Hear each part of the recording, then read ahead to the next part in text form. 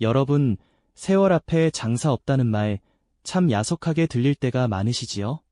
거울 속에 비친 깊은 주름을 보며 내 젊음은 다 어디로 갔나 싶어 한숨 짓는 날도 있으실 겁니다. 그런데 말입니다. 인류 역사상 가장 화려했던 시절인 고대 그리스에는 단 하루 만에 80살 노인에서 세상 모든 여인이 흠모하는 청년으로 변한 남자가 있었습니다. 금은 보화를 바친 것도 대단한 권력을 휘두른 것도 아니었습니다. 그가 가진 것은 오직 낡은 배 한 척과 사람을 대하는 따뜻한 진심뿐이었죠. 과연 미의 여신 아프로디테는 이 초라한 노인에게 인류 역사상 전무후무한 회춘의 선물을 내린 걸까요? 오늘 여러분의 인생에도 기적의 향수를 뿌려줄 파온의 이야기를 시작합니다. 반갑습니다. 인생의 깊은 맛을 아는 여러분과 함께하는 신화의 서재입니다. 오늘은 그리스 레스보스 섬의 평범한 사공이었던 파온이 어떻게 전설적인 미남이 되었는지, 그리고 그 속에 숨겨진 우리 삶의 진짜 복에 대해 이야기 나눠보려 합니다. 지금부터 이어질 이 놀라운 여정 끝에는 여러분의 남은 생을 더욱 빛나게 할 소중한 깨달음이 기다리고 있습니다. 자, 그럼 시간을 돌려 고대 그리스의 푸른 바다로 떠나보시죠. 지금으로부터 수천 년 전 에게의 아름다운 섬 레스보스에는 파온이라는 노인이 살고 있었습니다. 그는 평생을 바다 위에서 보낸 사공이었습니다. 80이 넘은 그의 몸은 이미 바닷바람과 세월에 깎여 고목나무처럼 딱딱하게 굳어 있었습니다. 손바닥은 밧줄에 쓸려 굳은 살이 박여 있었고 무릎은 비가 오기 전날이면 어김없이 쑤셔왔습니다. 마을 사람들은 파온을 보며 혀를 찼습니다. 저 나이가 되도록 쉴 곳도 없이 노를 저어야 하다니 참으로 기구한 인생이라며 동정하곤 했지요. 파온 역시 자신의 처지를 잘 알았습니다. 자식도 아내도 없이 오로지 배 한 척의 의지에 하루하루 입에 풀칠하는 삶이었습니다.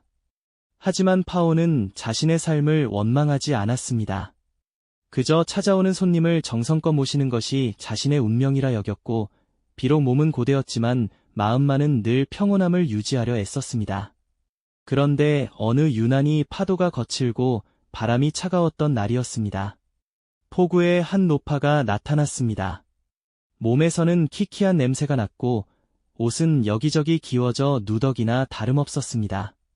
그녀는 근처에 있던 젊고 힘있는 사공들에게 다가가 애원했습니다. 여보게들, 내가 건너편 섬에 급히 가야 하는데 가진 돈이 한 푼도 없다네. 나 좀 태워다 줄 수 없겠나? 젊은 사공들은 코웃음을 쳤습니다. 할머니, 여긴 장사하는 곳이에요. 공짜로 배를 태워달라니 가서 잠이나 자쇼하며 매몰차게 거절했습니다. 어떤 사공은 아침부터 재수없게엔 거지냐며 험악한 말을 내뱉기도 했지요. 노파는 힘없이 고개를 떨구고 터벅터벅 걸어 파온의 낡은 배 앞으로 다가왔습니다.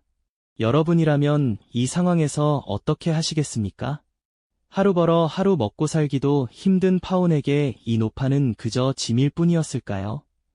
파온은 힘겹게 허리를 펴며 노파를 향해 인자한 미소를 지었습니다.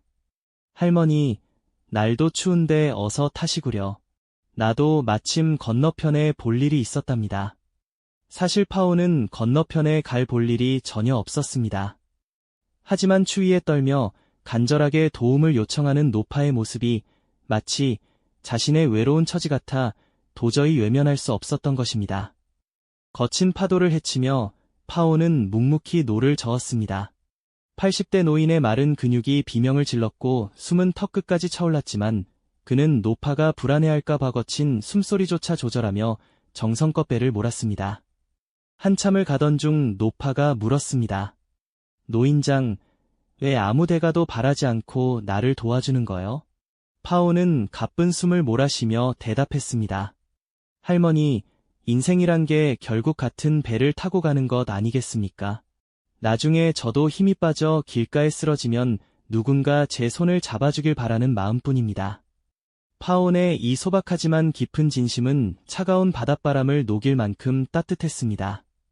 배가 목적지에 닿는 순간 바다 위에는 한 번도 본 적 없는 기이한 무지개가 피어오르기 시작했습니다. 배에서 내린 노파가 갑자기 찬란한 빛에 휩싸였습니다. 누더기는 순식간에 눈부신 황금빛 드레스로 변했고 구부정했던 허리는 우아한 곡선을 그리며 펴졌습니다. 그녀는 인간이 감히 쳐다볼 수조차 없는 아름다움의 결정체, 바로 미의 여신 아프로디테였습니다. 파오는 너무 놀라 그 자리에 무릎을 꿇었습니다. 여신은 부드러운 목소리로 말했습니다. 파오나, 수많은 젊은이가 나를 외면할 때 오직 너만이 나의 진심을 보았구나. 너의 친절은 이 세상의 어떤 금보다도 가치가 있다. 여신은 품 안에서 작은 옥으로 만든 병 하나를 꺼내 파온에게 건넸습니다. 이것을 몸에 바르거라. 너의 친절이 너를 다시 태어나게 할 것이다. 파온이 반신반의하며 그 병 안에 든 연고를 몸에 바르는 순간 기적이 일어났습니다. 거칠었던 손등의 검버섯이 안개처럼 사라지더니 아기 피부처럼 뽀얗고 탄력 있는 살결이 돋아났습니다. 깊게 팬 이마와 눈가의 주름은 다리미로 편듯 매끈해졌고 힘없이 빠졌던 머리카락은 칠흑 같은 흑발로 풍성하게 자라났습니다. 단 1분 만에 파오는 레스보스 섬뿐만 아니라 그리스 전역에서 가장 아름다운 청년으로 다시 태어났습니다. 거울이 없었지만 파오는 느낄 수 있었습니다. 온몸에 전성기 시절의 힘이 불끈 솟구쳤고 흐릿했던 시야는 마치 안경을 쓴 듯 선명해졌습니다. 마을로 돌아온 파온을 본 사람들은 모두 기절할 듯 놀랐습니다.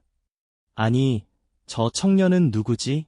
세상에 이렇게 아름다운 남자가 존재한단 말인가? 사람들은 그가 그 늙은 사공 파온이라는 사실을 믿을 수 없었습니다.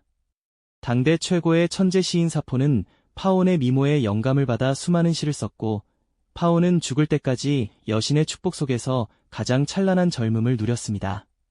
하지만 여러분, 여기서 우리가 주목해야 할 점은 그가 얻은 외모 그 이상의 가치입니다. 파온의 외모는 젊어졌지만 그의 마음은 여전히 노인 시절의 지혜와 친절을 간직하고 있었기에 그는 만인의 존경을 받는 인물이 되었습니다. 사랑하는 시청자 여러분, 파온의 이야기는 우리에게 소중한 진리를 일깨워줍니다. 아프로디테가 파온에게 준 것은 단순한 외모가 아니라 평생 선하게 살아온 그의 삶에 대한 인정이었습니다. 우리가 오늘 누군가에게 건네는 따뜻한 말 한마디, 대가를 바라지 않는 작은 배려는 우리 영혼에 기적의 연고를 바르는 것과 같습니다. 비록 겉모습은 세월을 비껴갈 수 없어도 마음만큼은 파온처럼 늘 청년의 생기로 가득할 수 있기 때문입니다. 여러분도 오늘 누군가에게 작은 친절을 베풀어 보시는 건 어떨까요? 그것이 여러분의 인생에 어떤 기적으로 돌아올지는 아무도 모르는 일이니까요. 오늘 영상이 여러분의 마음속 주름을 조금이나마 펴드렸다면 좋겠습니다. 여러분이 살면서 경험한 가장 기적 같았던 친절은 무엇이었나요? 혹은 오늘 누구에게 따뜻한 배려를 전하고 싶으신가요? 댓글로 여러분의 소중한 경험과 생각을 나누어 주세요. 여러분의 댓글 하나하나가 누군가에게는 인생을 바꾸는 향수가 될 수 있습니다. 오늘 이야기가 유익하셨다면 구독과 좋아요 부탁드리고 주변의 소중한 분들에게도 이 기적 같은 이야기를 공유해 주시기 바랍니다. 저는 다음 시간에 더 깊이 있고 감동적인 이야기로 다시 찾아뵙겠습니다. 긴 시간 함께 해주셔서 진심으로 감사합니다. 늘 건강하고 평안하십시오.